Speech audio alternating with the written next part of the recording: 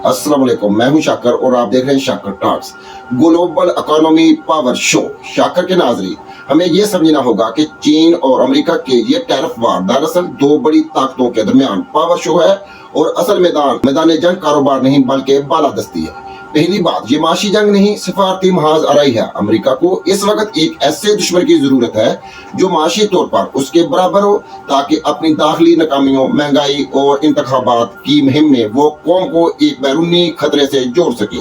चीन बेहतरीन दुश्मन है क्योंकि वो ताकतवर है, उभरती हुई माशियत है और टेक्नोलॉजी में अमेरिका के शाना बिशाना चल रहा है। दूसरी बात, चीन भी खामोश नहीं बैठा।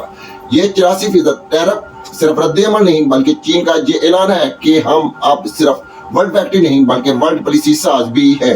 ये चीन का अमेरिका को खुला चैलेंज है कि अगर तुम खेल सख्त करोगे तो हम मैदान ही बदल देंगे। तीसरी बात, अमेरिका का 104% टैरिफ खुद अपने गले में फंदा। ये बात कोई जज्बाती नहीं, नुक्ता नहीं बल्कि जमीनी हकीकत है।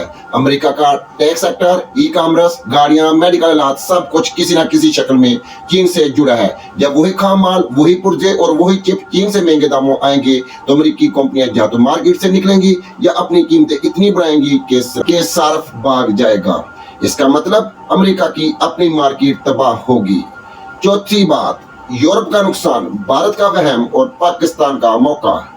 यूरोप बीच में पिस गया है, इसके लिए चीन भी अहम है और अमेरिका भी।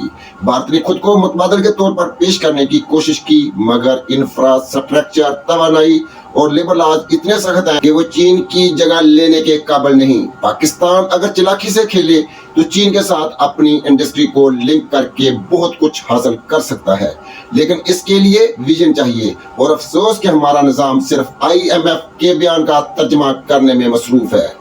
पांचवी बात, ये जंग कब रुकेगी? जब जंग दोनों को घुटनों के बल ला बैठा देगी और वो दिन दूर नहीं, क्योंकि चीन की बरामदात कम हो रही है, अमेरिका की अफराते ज़र बढ़ रही है और आलमी सरमायाकार खौफ के मारे खामोश बैठे हैं। शाकर समझता है कि ये महज टैरिफ नहीं, ये दो तहजीबों की जंग है।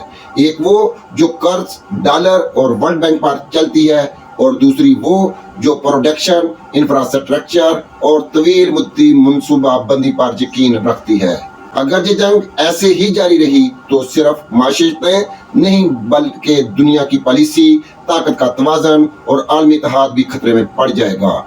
ये तिजारती जंग नहीं, ये दुनिया की क़यादत की जंग है। ये जंग सिर्फ टैरिफ की नहीं है। अगर कहता है ये जो हम 84%, 104% टैरिफ की बात कर रहे हैं, ये सिर्फ नंबर नहीं, ये असल में पैगाम है। ये पैगाम है कि दुनिया बदल रही है, ताकत के मराकज शिफ्ट हो रहे हैं और अब सिर्फ डॉलर छापने वाला सुपर पावर नहीं कहला सकता।